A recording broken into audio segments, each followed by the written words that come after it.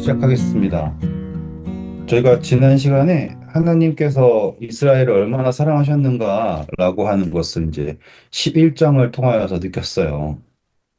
그래서 거기에서 임마누엘이라고 하는 것도 볼 수 있었고, 그리고 사자같이 울부짖는다라고 하는 표현 있죠?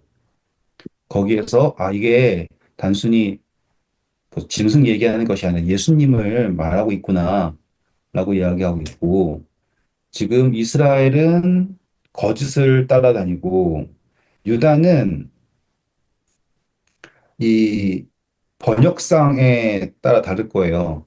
제가 어저께 확인을 해보니까 이제 킹제임스랑 개역개정이랑 번역이 완전 의미가 달라졌어요. 한번 읽어볼까요? 11장 12절이에요. 에브라임은 거짓으로 이스라엘 족속은 속임수로 나를 에워쌌고 유다는 하나님 곧 신실하시고 거룩하신 자에게 대하여 정함이 없도다. 네. 그리고 또 킹제임스 읽어보면요. 에브라임은 거짓으로 이스라엘의 집은 속임수로 나를 애워쌌으나 유다는 여전히 하나님과 함께 다스리며 성도들과 함께 신실하도다. 뭐, 엥? 이렇게 되면 완전히 다른 이야기가 돼버리잖아요. 음, 네, 그래서 이제 이게 왜 그러냐 이거 따져야 봐야 되고 근데 딱 뭐가 달라졌냐면 그러나라고 하는 것만 달라진 거예요. 부정적인 것. 그러니까는 그렇지 않다라는 것을 앞에다 놓으면 그런데라고 나오는 거고 부정적인 것을 뒤에다 놓으면 그렇지 않다라고 할 거 아니에요. 그래서 개역개정 거기에서는 그렇지 않다라고 했고 킹제임스에서는 그런데라고 있고 이런 식으로 생각하는데요. 음, 이거 제가 주제 넘는 이야기니까 이렇게 차이가 있을 수 있습니다 정도만 얘기하고 문맥상으로 해보면 아마도 어, 이스라엘도 그렇고 유다도 그렇다라고 하는 게 좀 더 이해하기가 좋을 수가 있을 것 같아요. 근데 만약에 유다는 잘하고 있다라고 한다면 킹제임스처럼 한다고 한다면 제가 어저께 말씀드린 것처럼 유다가 잘한다라고 해석하지 마시고 지금 앞서 말했던 사자처럼 그는 사자처럼 예수님이잖아요. 그래서 예수님에게 정결함의 씨가 남아 있다라고 하는 걸로 이해하시는 게 좀 더 이해하기가 편할 거라고 생각을 합니다. 음, 그리고요, 이제 우리는 이제 12장에 들어갈 거예요. 그래서 12장, 13장, 14장 이렇게 갈 텐데 가기 전에 제가 이 한 가지 개념을 짚어드리고 넘어가도록 할게요. 여기에 하나님을 적고 여기에 인간이 있습니다. 그런데 하나님은 한 분이에요. 하지만 인간은 어떻게 되냐면 하나님의 백성이 있고 그리고 하나님의 백성이 아닌 여기다가 이제 사람의 백성이라 적을게요. 이렇게 인간은 두 갈래로 이렇게 나뉘었다 생각을 할 거예요. 그러면 하나님이라는 분은 한 분인데 인간은 하나님을 그 한 분의 대상으로서 바라보지 않고 또 자기네들 마음대로 하나님을 정의하기 시작을 해요. 그래서 하나님이 이제 우상으로 바뀌어서 표현되겠죠? 그래서 여기다가는 참 하나님 적고요. 그리고 이거는 거짓 어, 신 이렇게 적을게요. 제가 이거를 이렇게 뭐 쓴다고 해서 여러분들이 더 이해를 잘하고 못하고가 아니라 하나님께서 자기 스스로를 어, 참 하나님이라고 소개하고 싶잖아요. 그런데 하나님의 백성들에게는 하나님이 참 하나님이다라고 하는 것 자체는 너무나 당연스럽게 성립될 수 있겠죠, 이렇게. 그렇죠. 하지만 진짜 하나님이다라고 하는 거를 이 인간이 온전히 이해하는 데에는 분명히 시간이 필요할 거예요. 그렇죠? 음, 그렇기 때문에 하나님은 어쩔 수 없이 이 인간에게 계속 계시를 통하든지 어떠한 그 방법을 통하여서 하나님이 인간에게 여기다 계시라고 적을게 일단은 계시 스스로를 계속 계시를 하셔야지 인간이 선택을 할 수 있게 되어서 아, 나는 하나님의 백성이 되고 싶어요. 라고 선택을 할 수 있는 거예요.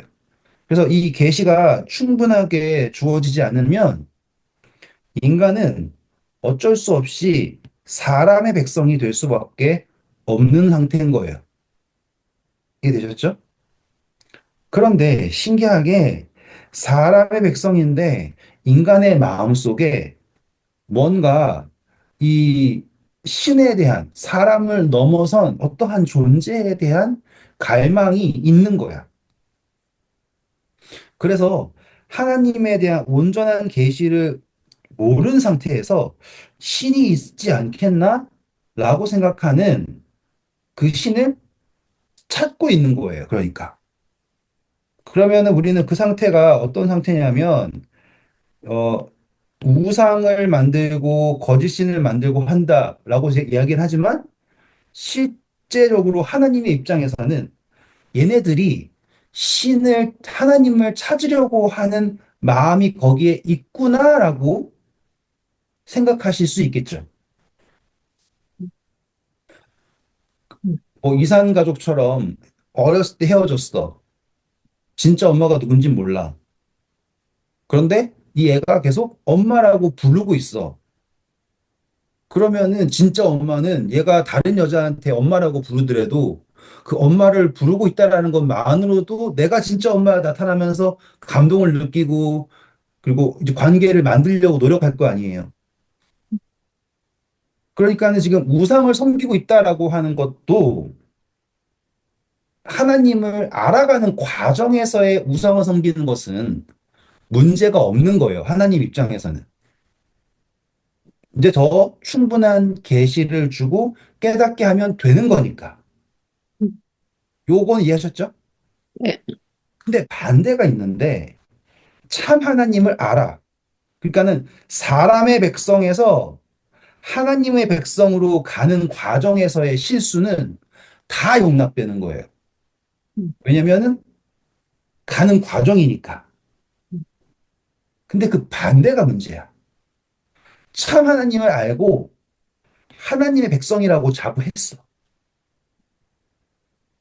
그런데 사람의 백성으로 가고 우상, 거짓 신을 섬긴다. 그럼 어떻게 해야 되는 거예요? 이게 문제가 크죠. 그래서 이방 백성들에게 주어진 잣대랑 유다랑 이스라엘에게 주어진 잣대는 다를 수밖에 없어요.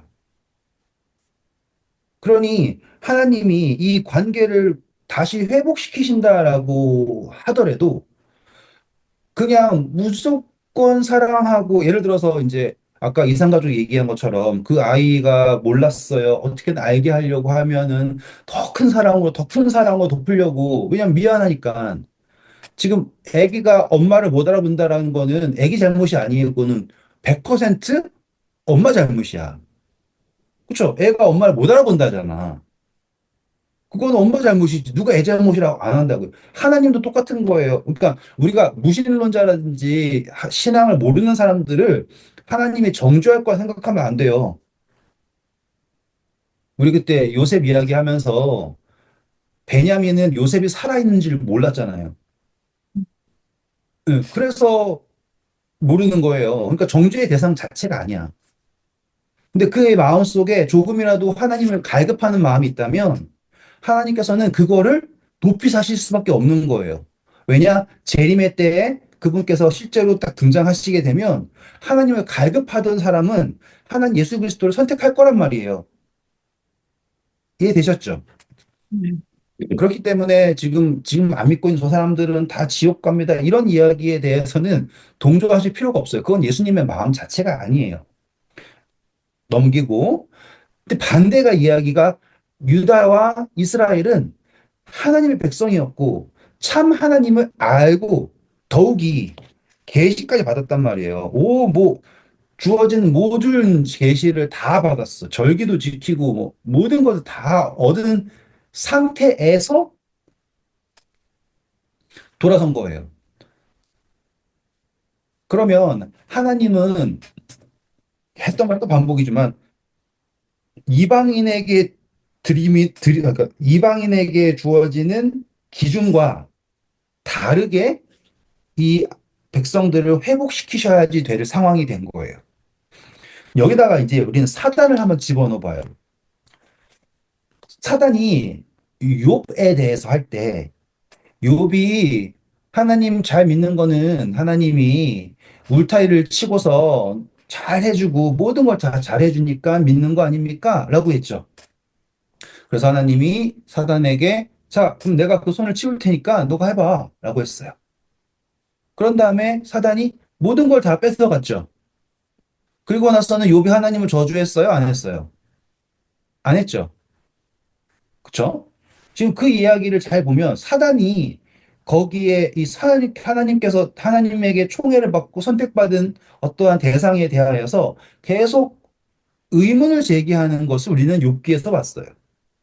같은 예로 아브라함이 이삭을 번제로 드려야 했을 이유는 하나님이 알고 싶어서가 아니라 욥기서에 나와 있는 사단처럼이라고 하는 질문이 될 수가 있겠죠.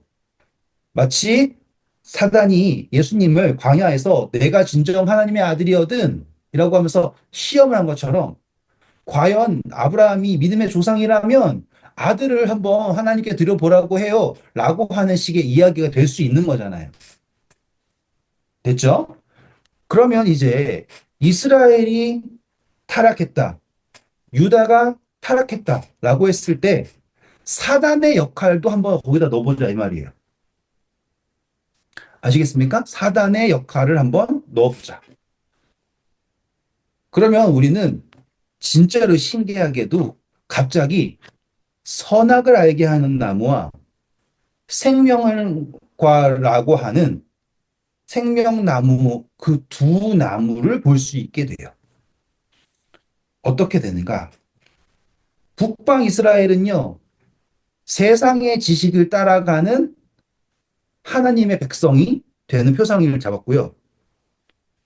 남방 유다는 그나마 예루살렘이라고 하는 하나님의 약속이 있는 그 나무로 이렇게 두면서 여러분들이 볼 수 있게 된 상태가 된 거예요. 그러면은 생각해 보세요. 사단이 개입을 했죠. 그러면 사단이 개입해가지고 계속 세상의 지식을 넣어줬을 거 아니에요. 그래서 북방 이스라엘은 그쪽으로 쑥 따라갔어요. 제일 처음에는 한 발자국 넘어갔던 게 하나님 예배하러 예루살렘 가지 말고 금송아지 만들어서 섬기자. 한 발자국 나갔어요. 그러다가 두 발자국, 세 발자국, 네 발자국 나가다 보니까 이제 아예 하나님으로부터 너무 멀어져가지고 자기가 누군지도 모르는 상태까지 갔어요.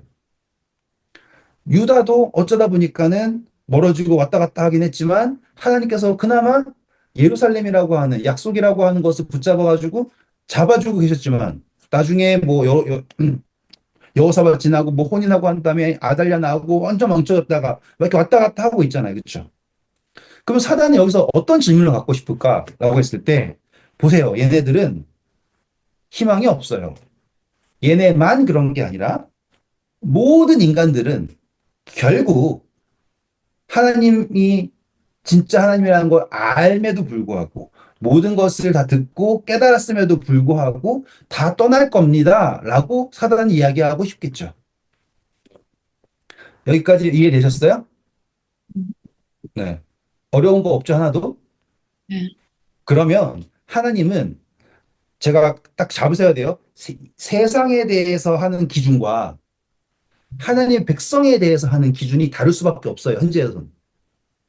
근데 사단은 이스라엘과 유다를 하나님의 백성을 무너뜨림으로써 하고 싶은 이야기는 하나님의 백성이 아닌 사람의 백성들도 하나님의 백성이 된 후에 일지라도 결국에 유다와 이스라엘처럼 몰락할 수밖에 없습니다라고 하는 게 사단의 논리일 거 아니야. 그러면 하나님은 두 개를 다 막으셔야 돼요. 음, 사람의 백성들이 하나님의 백성이 될 때 그들이 지금 하나님을 찾는 과정이기 때문에 그들이 하고 있는 모든 것도 결국에 하나님 찾게 되면 다 회복될 수 있다라고 얘기해야 될 거고, 하나님의 백성이 사람의 백성이 되었을지라도 그들이 이러한 모든 것을 겪고 돌아왔을 때는 다시는 돌아가지 않을 것이다라고 하는 것도 해야지 되는 거예요. 두 가지를 다 하셔야 되는 거예요. 그리고 또 한 가지는 뭐 해야 되냐면 하나님의 백성만 하나님의 백성이 아니라 사람의 백성 역시 하나님의 백성이다라고 하는 주권을 보이셔야 돼요. 이해되셨어요? 음. 그렇죠? 자, 그러면 우리 이제 12장에 와서 하나님이 계속 그 사람들을 어떻게 부르시려고 했을까라고 하는 거를 한번 볼게요. 12장 1절부터 볼게요.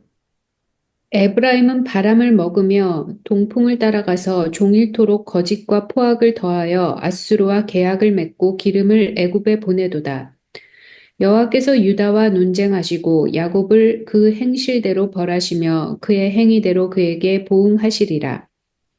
야곱은 모태에서 그의 형의 발 뒤꿈치를 잡았고 또 힘으로는 하나님과 겨루되 천사와 겨루어 이기고 울며 그에게 간구하였으며 하나님은 베델에서 그를 만나셨고 거기에서 우리에게 말씀하셨나니 여호와는 만군의 하나님이시라. 여호와는 그를 기억하게 하는 이름이니라. 네, 그런 자, 멈춰주세요. 자, 이 이야기하면 다 좋은 이야기 같잖아요. 내가 나쁘고. 근데 갑자기 왜 야곱 이야기가 나왔을까요? 10장 5절에 벳아웬 기억나세요? 기억나시나요? 야곱의 이름 뜻은 뭐예요? 속이, 네, 지금 갑자기 야곱이라고 이름을 붙였어요. 이거는 이스라엘로 거듭나기 전이죠. 음, 네. 근데 그가 막 속이고 난리치고 도망치고 했지만 그가 정말 간절한 마음으로 천사와 씨름했죠. 네, 그가 약속의 땅에서 떠나가지고 유랑 생활처럼 이방에 가 있었죠. 맞습니까? 음, 라반 밑에 있었잖아요. 그게 마치 지금 하나님은 그의 그 삶을 마치 포로 생활처럼 설명하는 거예요. 야곱이 가가지고는 결혼하려고 라반 밑에서 노동했잖아요. 그걸 마치 포로 생활처럼 생각한다고 생각하면 야곱이 뒤꿈치 잡고 속이는 자였고, 그래서 그가 갔지만 다시 돌아올 때 하나님한테 씨름했고 그가 약속을 얻은 데가 어디냐면 지금 멸망이라고 하는데 그 베다벤죠. 베델에서 맞습니까? 그래서 4절에 보면 그분께서 베델에서 그를 만나셨다라고 얘기하는 거예요. 베델이 베다웬이에요? 음, 네. 어, 베델과 벳아웬이 붙어 있는 지역이에요. 이렇게. 음, 그래가지고 그 베델에 있는 산당을 멸망해 하는 그런 산당으로 하나님께서 말씀하셨다라고 했잖아요. 기억나시죠? 음, 그래서 10장 15절에 보면은 베델이 없어질 거다 이렇게 표현하잖아요. 음, 그게 하나님을 섬기지 않고 우상을, 그러니까 금송아지를 섬기게 되었던 그 시작점이 베델이에요. 음, 음, 그런데 호세아서에서 12장에서 말하는 게 뭐냐면, 자, 11장에서는 하나님 사랑, 너 정말 사랑한다. 내가 너를 어떻게 용서할 거다라고 했고, 12장에서는 야곱이 비록 속이는 자였지만, 저 속이는 야곱의 뜻이 뭐라고 했어요? 속이는 자라고 했잖아요. 근데 아까 11장 12절에 에브라임은 어떤 이야기를 했어요? 거짓으로. 그렇죠. 그러니까 속이는 거죠. 음, 어렵지 않아요. 당황하지 마시고. 그러니까 이게 띄엄띄엄 읽지 마시고 지금 호칭을 이렇게 부르시면서 에브라임이 속이고 거짓이고 막 했잖아요. 그런 다음에 12장에 넘어오면서 야곱이라는 이름을 갑자기 꺼내시면서 그가 이 뒷꼬치 잡고 뭐 난리 쳤지만 그가 하나님께 간구했을 때 천사를 이겼다. 천사를 어떻게 이겨요? 져준 거죠, 그렇죠? 음, 그러니 안 된다가 없는 거예요. 하나님께 붙들고 간절히 아뢰면 안 된다가 없다. 그리고 거기에서 축복을 받을 것이고 이름이 바뀌지 않냐 이 말이에요. 그렇죠? 그래서 그분께서 베델에서 만나셨고 그리고 거기에서 우리와 말씀하신다. 그리고 5절 보면 읽어보세요. 여호와는 만군의 하나님이시라. 여호와는 그를 기억하게 하는 이름이니라. 지금 하나님의 이름은 왜 말했냐? 거기에서 당신의 이름은 무엇입니까? 기억나세요? 야곱이 물었잖아요. 네. 이름이 뭐냐라고 했을 때 그런 거잖아요. 지금 하나님께서 너를 음, 온전하게 자신을 너에게 나타내실 것이다. 전능자로서 보이실 것이다. 음, 그러니 걱정하지 말고 하나님께 다시 돌아와라 라고 하는 사랑의 표현이에요. 너무 드라마틱한 표현이죠. 음, 근데 이거를 무미건조하게 읽으면 와, 야곱이 이겼네. 그때 그다음에 무슨 소리지? 이렇게 되는 거예요. 그리고 그렇게 읽으셨어요?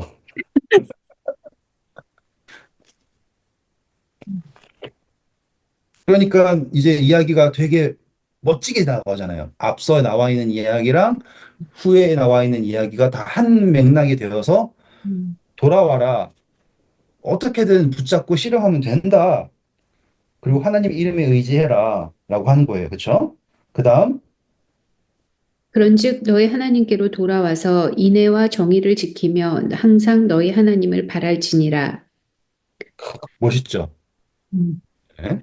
자, 이제부터 제가 아까 뭐 하나님을 믿는 사람하고 하나님의 백성하고 사람의 백성 사이에 기준이 다를 수 있으면 되잖아요. 기억나시죠?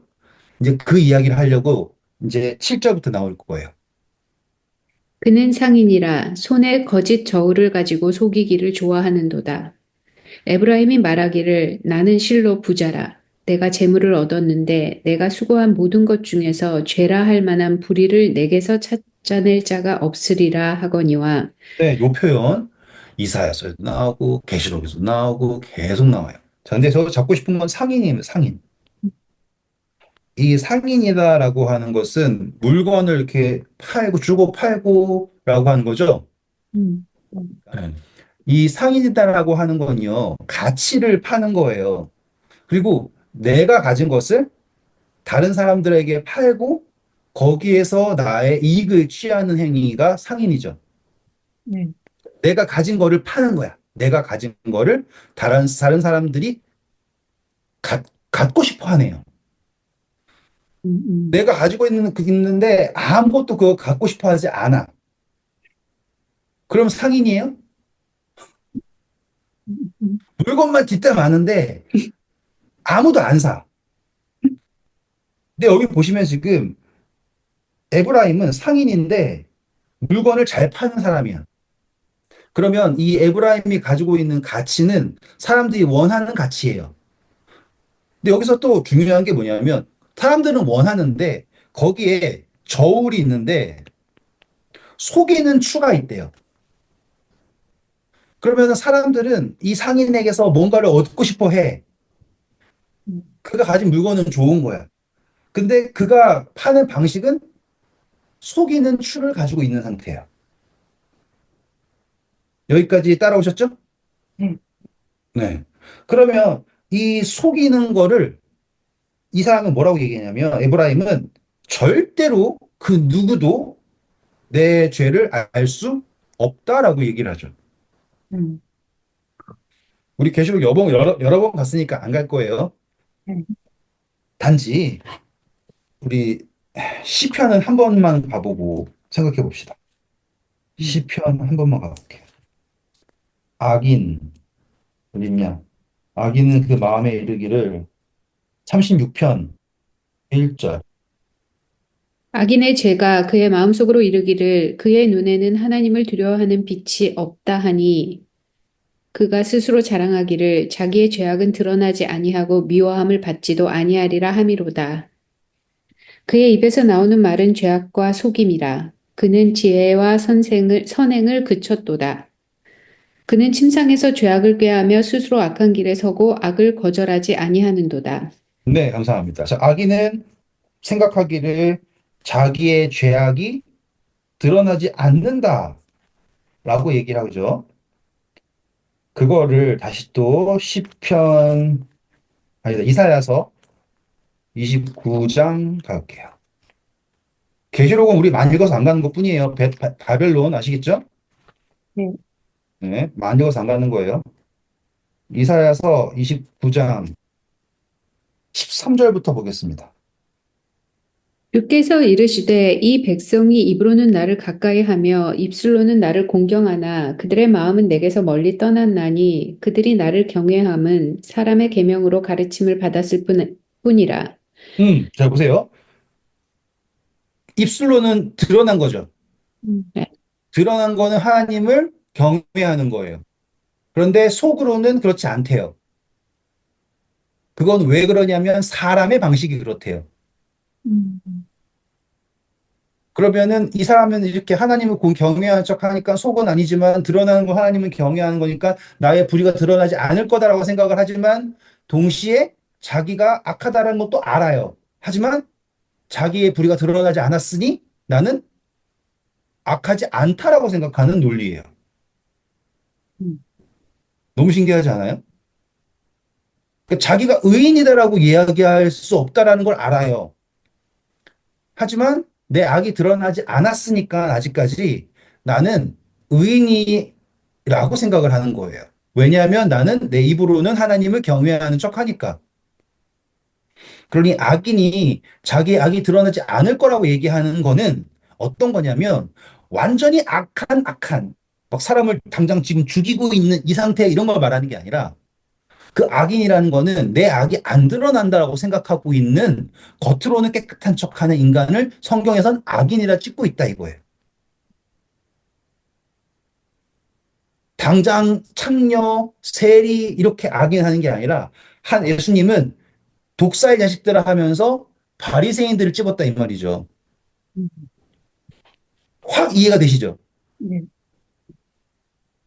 이게 하나님의 백성이라고 자부한 사람들에게 예수님이 들이댈 수밖에 없는 그 이방과는 다른 세상과는 다른 기준이라는 거예요, 지금. 음, 입으로 얘기하는 게 아니라 그 속에 있는 걸 말한다. 잘 따라오셔야 돼요. 우리 오늘 되게 재밌어요. 음, 계속 읽어볼까요? 그러므로 내가 이 백성 중에 기이한 일, 곧 기이하고 가장 기이한 일을 다시 행하리니 그들 중에서 지혜자의 지혜가 없어지고 명철자의 총명이 가려지리라. 이 말이 뭐냐면 정말로 신기한 일인데 그게 뭐냐면 자기네들이 잘한다고 생각하는 모든 것들이 가려져 버릴 거예요. 음, 음, 내가 이렇게 하면 안 되고 있잖아요. 미국 사람들이 제일 나쁘다 생각하는 게 치사한 나쁜 변호사들 법을 이용해가지고 악한 사람 풀어주고 뭐 이렇게 하는 사람들 혹은 뭐 부자들이 탈세하는 것 왜냐하면 법적으로는 아무도 문제 없지만은 그 사람들이 자기 스스로가 나쁜 짓 한다라는 건 알죠. 근데 그들이 자부심 느끼는 거는 법적으로 문제 없어라고 얘기하고 싶은 거잖아요. 음, 그러면 하나님께서 그들이 생각하는 지혜롭다고 하는 그런 것들 어떻게든 싹 지워주실 거야. 그러면 너네 어떻게 얘기할래? 라고 얘기하는 거겠죠? 그랬을 때 그 다음 자기의 계획을 여호와께 깊이 숨기려 하는 자들은 화 있을진저 그들의 일을 어두운 데서 행하며 이르기를 누가 우리를 보랴 누가 우리를 알랴 하니 네, 제가 똑같은 마음 아시겠죠? 이게 악인이에요. 음, 그러니 죄가 드러났다. 그래서 악한 사람이 회개한다. 이거는 하나님 입장에서는 너무 문제 없어요. 왜냐하면 해결해 주실 수 있으니까. 그때 계속 숨기고 빛으로 나오지 않고 악으로 어둠으로 숨어버리면 하나님은 도와줄 수가 없어요. 그게 악이에요. 됐죠, 됐죠? 네. 네. 자, 호세아 다시 와서 음, 오늘 나 끝나려고 그랬는데 왜 이렇게 죄송합니다. 말이 너무 많았어요. 그래서 이 12장 8절 보면 내 안에서 결코 불법을 찾을 수 없을 거다라고 얘기하는 거 말이 안 되겠죠. 음. 그래서 하나님은 어떻게 하셨냐면 9절 읽어볼게요. 내가 애굽 땅에 있을 때부터 나는 내 하나님 여호와니라. 내가 너로 다시 장막에 거주하게 하기를 명절날에 하던 것 같게 하리라. 내가 여러 선지자에게 말하였고 이상을 많이 보였으며 선지자들을 통하여 비유를 베풀었노라. 이 말은 뭐예요? 너가 죄가 안 들어간다고 생각했지. 그런데 내가 너를 정말로 처음부터 데리고 왔고, 너한테 힘든 일을 시켰고, 그리고 선지자를 통해서 지금까지 계속 꾸준하게 너한테 계시해주고 있지 않니? 라고 얘기해요. 근데 이 계시는 하나님을 소개하는 계시예요? 우리가 읽었을 때, 호세아서 읽었을 때, 하나님을 소개하는 계시였어요? 아니면 그들의 죄가 드러나는 계시였어요? 죄가 드러나는 계시. 됐습니다. 제가 기준이 다르다고 했잖아요. 음. 이 이방 백성들에게는 하나님을 드러내는 계시예요. 근데 하나님의 백성인데 사람의 백성이 돼가지고 하나님을 떠나서 유상을 섬기는 사람들에게는 어떤 계시가 주어지냐면 너가 지금 죄를 짓고 있다. 생명에서 멀어져 있다라고 하는 계시를 주신다예요. 그러면 이제 우리가 소선지서가 대체 왜 있는 거야라고 하는 거에 대해서 이해할 수 있는 거예요. 왜냐? 지금 하나님의 백성임에도 불구하고 사람의 백성이 되어서 우상을 섬기고 있는 사람들에게 그들이 쫓고 있는 것에 생명이 없다라는 걸 알려서 그들이 이제 이 세상의 방식에, 인간의 방식에 생명 없음을 온전히 깨달으면 그들이 이제 하나님 선택할 수 있게 된다면, 이 전제는 모든 것을 깨닫고 하나님을 선택한다면 다시 사람의 백성이 될까요? 안 될까요? 안 되겠죠. 음. 맞습니까? 음. 그렇기 때문에 지금 이 소선지서들이 같은 이야기를 이렇게 바꾸고 저렇게 바꾸고 계속 하고 있다. 확실하게 이해되셨죠? 음. 음. 그 이야기인 거예요, 지금. 하나님의 백성이 아닌 사람들이 나쁜 짓을 범하고 있다. 음. 괜찮아요. 하지만 왜 괜찮냐? 그들이 마음속에 하나님을 찾고 있다면, 음. 하나님 안 믿는 사람도 물에 빠지면 아무도 나를 도와줄 사람이 없으면 지푸라기 잡는 심정으로 하나님 도와주세요라고 얘기할 수밖에 없잖아요. 음. 그렇죠? 그럼 그때부터 하나님이 개입하셔서 뭐 정말로 물에 건져준다 이야기가 아니라 그들의 마음속에 하나님을 찾고자 하는 마음이라고 하는 게 중요한 건데 하나님을 아는 사람이 타락을 하게 되면 하나님은 자신을 나타내는 계시가 아닌 너에게 지금 생명이 없다라는 것을 분명히 보이는 계시를 하셔야 되고 그 계시의 내용이 소선지서에서 분명하게 드러나고 있다. 그러면서 그냥 계시하고 너 나쁜 놈 죽어가 아니라 돌아와라라고 하는 초청을 끊임없이 하신다. 그게 소선지서예요. 그래서 내가 너한테 수없이 수만 가지로 율법을 줬고 수많은 선지자를 보냈고 그러니 제발 돌아와라. 그래서 11절 길르앗 뭐가 있다고요 이제? 길르앗은 불의한 것이냐? 과연 그러하다. 그들은 거짓되도다. 길갈에서는 무리가 숫송아지로 제사를 드리며 그 제단은 밭 이랑에 쌓인 돌무더기 같도다. 이 말은 뭐냐면 얼마나 많은지 밭에 밭이라 하면 돌 막 쌓이잖아요. 그냥 그 정도로 재단이 많지만 거기에서 하는 모든 것은 다 불법이다라고 하는 것을 계시하고 계시는 거야. 음. 그래서 지금 이 이야기가 어떻게 해결될 건가? 13절 보면은 여호와께서는 한 선지자로 이스라엘을 애굽에서 인도하여 내셨고 이스라엘이 한 선지자로 보호받았거늘 에브라임이 경노하게 함이 극심하였으니 그의 주께서 그의 피로 그의 위에 머물러 있게 하시며 그의 수치를 그에게 돌리시리라. 자, 여기서 한 선지자라고 하는 것을 우리는 두 가지 해석할 수 있는 게 하나님께서 온전히 모세를 통하여서 구원하셨다. 또 예수님을 통하여 구원하실 것이다. 라고 하는 것도 할 수 있고요. 한 명의 온전한 선지자가 있었더라도 구원함을 받을 텐데 라고도 해석할 수 있어요. 그러니까 중의적인 의미로 받아들이시면 될 거예요. 자, 이제 13장입니다. 에브라임이 말을 하면 사람들이 떨었도다. 그가 이스라엘 중에서 자기를 높이더니 바알로 말미암아 범죄함으로 망하였거늘. 이제도 그들은 더욱 범죄하여 그 은으로 자기를 위하여 우상을 부어 만들되 자기의 정교함을 따라 우상을 만들었으며 그것은 다 은장색이 만든 것이거늘 그들은 그것에 대하여 말하기를 제사를 드리는 자는 송아지와 입을 맞출 것이라 하도다. 자, 이런 이야기 이사야서에도 계속 나올 거예요. 어떤 이야기냐면 제발 우상 만들지 말아라. 그거 진짜 장인이 그냥 만든 거지. 그런데도 불구하고 너네들은 여기에다가 뭘 하면 달라지겠지. 이렇게 하면 달라지겠지. 라고 하는 이야기에 따르지 말아라고 하는 아주 평범한 이야기예요. 그래서 읽어볼게요. 이러므로 그들은 아침 구름 같으며 쉬 사라지는 이슬 같으며 타작마당에서 광풍에 날리는 쭉정이 같으며 굴뚝에서 나가는 연기 같으리라. 그러나 애굽 땅에 있을 때부터 나는 내 하나님 여호와라. 나밖에 내가 다른 신을 알지 말 것이라. 나 외에는 구원자가 없느니라. 너무 멋있죠. 이런 시적인 표현들. 악인은 그렇지 않으며 바람에 나는 겨와 같도다. 이런 것들 다 이런 식으로 이런 같은 마음에서 연결되어 있습니다. 그리고 나 이위에 없었다라고 하는 걸 강조하는 모습 너무 멋지죠. 그리고 그다음 내가 광야 마른 땅에서 너를 알았거늘 그들이 먹여준 대로 배가 불렀고 배가 부르니 그들이 마음에 교만하여 이로 말미암아 나를 잊었느니라. 지난 시간에 우리가 포도나무에서 열매 많아지니까 했던 거 기억나시죠? 예. 세워주셨어요. 근데 열매 많아지니까는 하나님 떠나요. 안 좋죠. 그런데 여기서 또 뭐 보셔야 되냐면 광야에서 너를 만났다예요.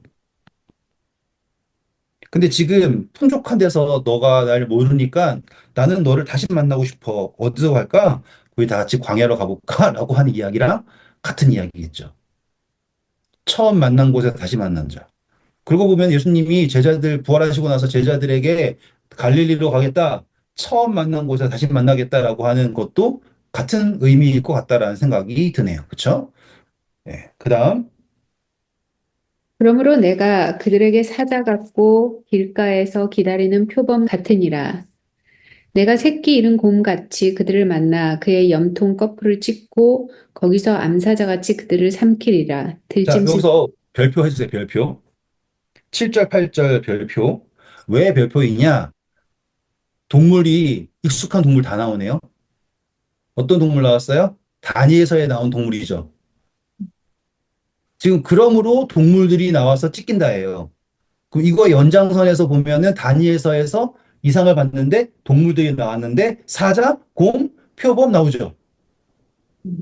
그러면 그것들은 하나님이 어쩔 수 없이 이스라엘 백성들이 하나님을 떠나고 하나님의 백성인데 세상의 백성이 되었어요. 그러니 그들을 하나님이 처음 만났던 광야로 보낼 수밖에 없어요. 그러면 그 광야에서 나타나는 동물은 뭐예요? 사자, 곰, 표범. 다니엘서 보니까는 바다에서부터 사자, 곰, 표범이 등장하고 마지막엔 이상한 괴물이 나오는데 결국에 이것들이 다 하나님의 백성들을 다 찢고 있는 존재들이죠. 근데 보니까 그게 누구의 인도하심인 거예요? 하나님의 인도하심이야. 라고 하기 때문에 이게 중요하니까 꼭 기억해 주셔야지 돼요. 이거 모르고서 다니엘서 하면은 왜 사자 고음표범이냐면 야 보세요 바벨론에서는 사자 문양이 많이 나오고요 메데페르시아에서는 곰 문양 안 나오거든요. 그러니까 할 말이 없어요. 그러니까는 그러니까 곰이 뭐냐고 하면서 안 되는 거야. 그러니까 문양으로 그 사람들이 사자를 좋아했어요. 그래서 나오는 게 아니라 호세아서에서 하나님께서 광야에서 이 양들을 괴롭히는 그 존재 중에서 가장 센 것들, 사자, 곰, 표범이라고 하는 거를 표상으로 거기서 등장하게 한 거예요. 그것을 이제 들짐승의 이제 괴수들을 표현한 거고요.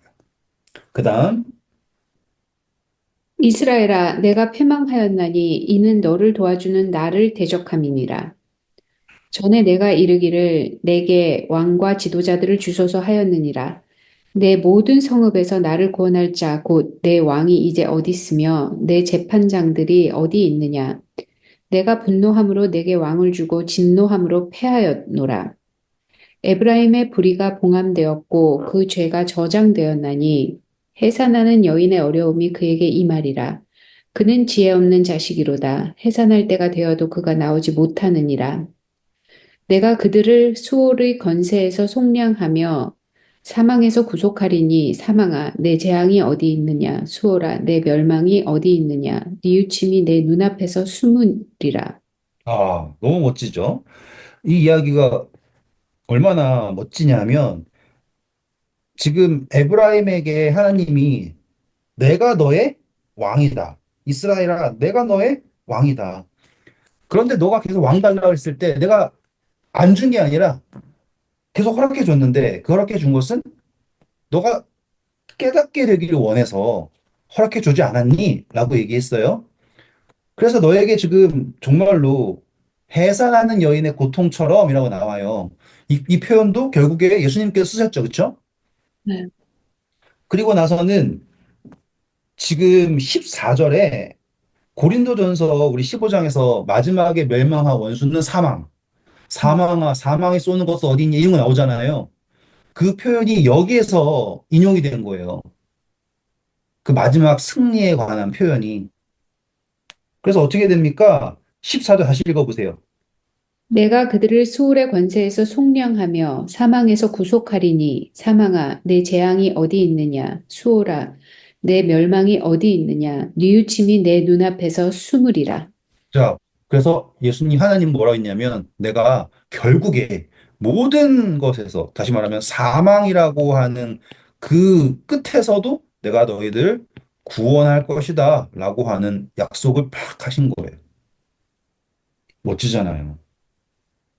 그러니 여기에서 바로 그러니까 호세아서에서의 계시의 핵심은 하나님이 얼마나 대단한 사람이야 라고 하는 것에 포커스 있는 게 아니라 너희들의 그러니까 이스라엘 백성들에게 있는 죄를 드러내는 계시. 그것을 통하여서 다시 한번 이스라엘 백성들이 하나님을 만나서 자신에게 희망이 없어, 생명이 없음을 깨닫고 하나님과 함께 하는 것을 원하는데 하나님께서는 비록 사망에 놓일지라도 내가 너희들을 구원할 수 있다라고 하는 전능의 하나님이다, 만군의 하나님이다라고 하는 소개를 하신다. 그러니까는 이제 멋있는 거죠. 단순히 그냥 막 정죄하는 거가 아닌 거예요.